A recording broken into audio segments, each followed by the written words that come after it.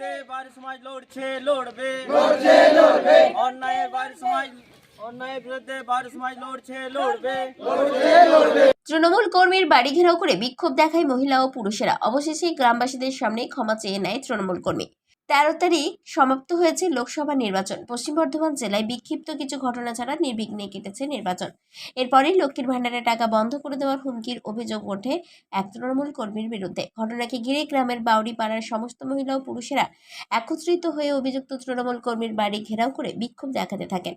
মঙ্গলবার ঘটনাটি ঘটেছে রানীগঞ্জ বিধানসভার অন্ডাল থানার অন্তর্গত ধান্ডারদিহি গ্রামের বাউরিপাড়ায়।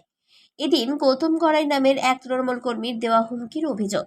ধান্ডারদিহি গ্রামের বাসিন্দা তথা তৃণমূল কর্মী বলে এলাকায় পরিচিত।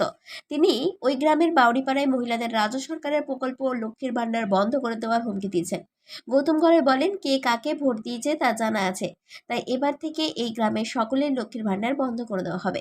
নির্বাচন সমাপ্ত হওয়ার পর এই ধরনের হুমকির পরিপ্রেক্ষিতে গ্রামবাসীরা জানালেন, এখানে নিশ্চয়ই উপর মহলের কোনো মদত আছে, না হলে গৌতমবাবু কোন সাহসে এই ধরনের মন্তব্য পেশ করেন। এলাকাবাসীরা জানান, গৌতম গড়াইকে নিঃশর্তভাবে ক্ষমা চাইতে হবে সকলের সামনে। এই দিনের এই ঘটনার পর গ্রামবাসীরা একসঙ্গে এসে অভিযুক্ত গৌতম গড়াইয়ের বাড়ি ঘেরাও করে তুমুল বিক্ষোভ দেখায়। তাদের একটাই দাবি, তাদের সামনে এসে গৌতম গড়াইকে ক্ষমা চাইতে হবে।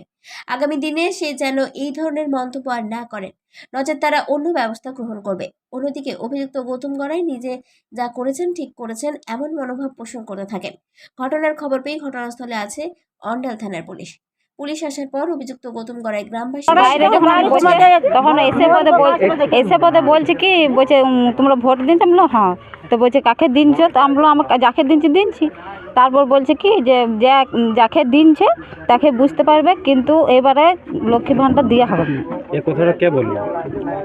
গৌতম গড়াই কি পার্টি করে? টিএমসি। তারপরে আপনারা কাকে বললেন এই কথাটা? আমরা ছেলেকে বললাম, আমাদের পাড়া। কি চাইছেন আপনারা এখন? কি চাইবো? আমাদের কাছে ক্ষমা চা গেছে, আমাদের কাছে এসে ক্ষমা চাক, বলুক যে আমার ভুল হয়ে গেছে, কথাটা বলা আর কোনোদিন এরকম বলবো না আমাদের কাছে। হ্যাঁ, পেছনে ওর নিশ্চয়ই লোক আছে, তারা সাহস দিচ্ছে বলতে। তাছাড়া ওই কথাটা আমাদেরকে এসে বলা সাহস পাবে কোথা থেকে?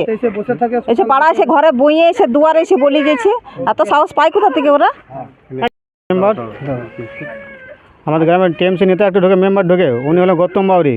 উনি আমাদের গৌতম গড়াই, উনি আমাদের মেয়ে ছেলেকে অনেক কিছু ধমকে দিয়েছে যে আমাদেরকে টিএমসিকে বিজেপিকে সিপিএম করে তাদের লক্ষ্মী ভাণ্ডার বন্ধ করে দেবো। যেহেতু আমাদের লোডিং পার্টি টিএমসি, আমাদের মেয়ে ছেলে ঝান্ডা সব কিছু ধরে, তো উনি আমাদের কেন অত ধমকি দেবেন? ওনার জন্য একটা কোনো শাস্তি চাই আমাদের। ওনার পরবর্তীকালে কোনো মানুষ যখন কিছু না বিরোধী বলতে পারে, ওনার শাস্তি চার। আর একটা মানুষ কোনো ঘর পেয়েছে না, অনেক কিছু সুবিধা পেয়েছে না, রাস্তাঘাট কিন্তু তৈরি করছে না। আমরা নিজের পকেটেও নিজে দেখছি, আপনার নিজের পাড়া বসে ওদেরকে দেখছে একদম। আমাদের গরিব মানুষ কোনো সুযোগ পেতেছে না একদম। অন্ডাল থেকে সঞ্জয় যাদবের রিপোর্ট, 99 নিউজ বাংলা।